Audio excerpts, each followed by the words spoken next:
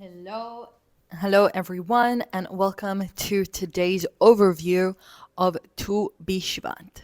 So, hello everyone, my name is Yarin, and today we're going to do a little deep dive into Tu BiShvat. Tu BiShvat is known as the birthday and of the trees, but really we're going to understand what that means on a not just what happened in Jewish history, but number one, how that connects to my life and my spiritual journey, and also what that means in the bigger picture, the connection to the land of Israel, to a connection to the nation as a whole, and to Zionism, because we aren't just learning something that happened a very long time ago. This is all very relevant to our lives today, to the rebirth of a nation, to our return to our homeland. And Tu BiShvat is this forgotten holiday. Why? Because for 2,000 years, we couldn't celebrate it. Why? Because, again, now we're going to get into more of the practicalities, which are very important because, most of us never really learned them. So, Tu BiShvat was basically a mark-off day for the taxation of fruits and trees in the land of Israel. So let's track back. When the Jewish people lived in Israel, during the times of the temple, we had laws that we used to do, which we don't do now because we had a Sanhedrin and we had just a completely different judicial system. So what that meant is, in the same way that we have the 1st of January, where that's, our tax day. So the 15th of Tu BiShvat is basically the day of taxation for the fruit and the trees, meaning that every fruit that was grown before Tu BiShvat belonged to the previous year, and every fruit after that belonged to the new year. So why is that important, and why do we even know that? Do we even need to know that? Is that for 2,000 years, the Jewish people didn't practice this thing. Obviously, we didn't practice this thing because we weren't living here.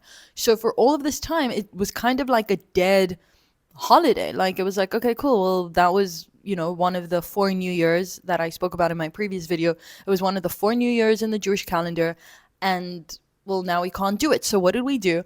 We started eating fruit from the land of Israel. And that's why, even now, why do we eat dried fruit? We eat dried fruit because we never had fresh fruit from the land. So we would have dry fruit, and that's how we would kind of celebrate it. And I think that the beauty of Tu BiShvat is that it's almost like this ritual that is a prayer. So we're not just praying to return, but every year, by us eating fruit from the land of Israel, dried fruit because we couldn't have fresh fruit, that is our physical longing to come back to this land and to one day, please God, eat the fruit from this land, which we are currently doing, and it feels really good. So that's just on a big picture to understand what Tu BiShvat really was and how is it really revived in recent years. So basically, a few hundred years ago, the Kabbalists of Tzfat in like the 16th century, they brought and added a very mystical and Kabbalistic interpretation of Tu BiShvat, and they created something called a Tu BiShvat Seder, and which is basically like a Passover Pesach Seder, where they used to sit, and again, many people do this today. I have a bunch of friends doing this tonight, but they would sit, they would have 4 cups of wine, white wine, and then red wine, and then have a whole bunch of different fruit from the land of Israel and new fruit, so they could say Shechianu, and basically they would meditate on the different fruits of the 7 species of Israel.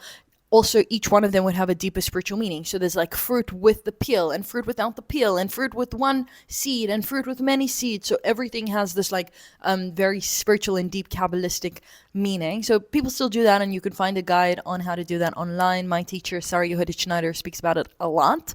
But not all of us like meditating on a date for an hour. So, no, I'm kidding. But yeah, it is a very special thing. So the Kabbalists of Tzfat, they kind of made that a thing. But again, we were still in exile, so how did everything kind of was resurged? During the time of the creation of the state of Israel, the JNF and the early Zionists basically realized that this day was an amazing day to create a connection to the actual earth and to the land. So what they started doing is that they started planting trees on Tu BiShvat, and they made it like a whole national thing. It didn't matter if you were religious or not religious. People didn't even know that it was like a religious biblical thing.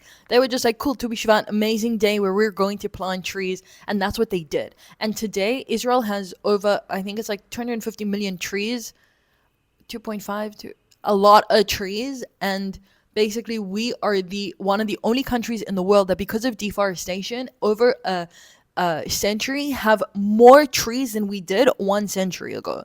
So that is really special. And besides for that, the Knesset was also inaugurated on this day, again, as a symbol for a national rebirth, that the Jewish people are back in this land.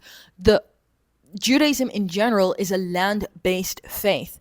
And why is it land-based? Because half of our mitzvot, half of the things that we are meant to be doing, are connected to the land. It's just that we haven't been in the land for a very long time. So then Judaism became kind of retracted into this, kashrut, being kosher, keeping Shabbos, all of these more individual, community-driven things. But it was never really about the land and the connection to the land. So now that we're back here, this is what we have to revive.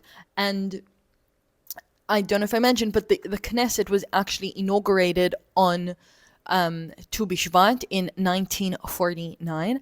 And again, this was a symbol of them saying, like, yeah, we're back. We're back in the land, and this date is special and it's important. But like I said, it's been really hidden for many years, and now is really a special time to reconnect to it. So what do we actually do on Tu BiShvat? So number one, like I said, planting trees is like a very big thing that everyone does. I don't know if I'm going to plant a tree today because it is pouring with rain, but maybe I'll find a tree to plant. I know that my shul and different communities have like cool fun activities happening, like planting trees. So that's number one. Number two, we try eat fruit of the 7 species from the land of Israel. Now, every single one of these fruit and things like the wheat and the barley and the grapes and the pomegranates and the dates and the figs, they each have a certain meaning. And I actually have a book, it's not over here, but it's an entire book that gives the deeper meaning of every single one of these fruit and what they symbolize. So some people just have a normal kind of meal where they say the different blessings on the fruit, as well as a Shehechianu blessing on a new fruit. And some people really go all out on the Seder shebang, with deep meditations and wine and a whole lot of different fruit. Now, the funny thing is that Tu BiShvat became so commercialized that in Israel, they import, well, now because of the war, I don't think there will be, but they used to be importing a whole bunch of dried fruit from Turkey, which is really funny because it defeats the whole purpose of eating fruit from the land of Israel. But yeah, I would invite you, if you're in Israel or wherever you are in the world, to taste the fruit, connect to it. Tu BiShvat is also connected on a Kabbalistic level to the tree of life. And we know that it says that the Torah is the tree of life. We have the sentence, Etz ha'chaim hi lamachazikim ba v'tomchei meushar. Whoever is connected to the tree of life is happy because our lives have direction, they have connection to the infinite, we have faith. And man is also, it also says in the Torah that man is like a tree, but man is like an upside down tree where our roots are actually up into the heavens, and that's where we get our nourishment into our consciousnesses from spirituality, from God, from everything that is above us. So this month has a lot of different nuances that are connected to the trees. Also, just agriculturally, now really is the time where the sap is rising from the earth up into the trees, and everything, the entire nature is all being renewed. And we know that everything that happens is not just on the outside. Everything that's happening in nature, in our lives, in our reality, is also something deep within ourselves. So now is totally a time for renewal. It's the month of spring in Israel coming up. Like I said, still pouring with rain over here, but really now's the time for renewal, and every single one of us can find that in his or her own way. So to wrap it up, I would just say that Tu BiShvat is a holiday that we need to, I wouldn't even say start taking seriously, but we need to grasp onto as something that is a holiday that is so deeply connected to this land. It again is like a stamp of our existence here for all of these years. And I read all of the comments that I get on my Instagram, and it's just like on every video, hundreds and hundreds and hundreds of hate comments. And I'm just like, first of all, aren't you guys bored? And second of all, why is this obsession with us not being here? And I think that the more that we strengthen our connection to this land, the more that we celebrate being Jewish, the more that we learn about our history, about the Torah, about what all of these things mean and how they are relevant on an emotional level, on a spiritual level, on a collective level, on a symbolic level to us, to our daily lives, the more we can start living with the rhythms as Jewish men and women. So,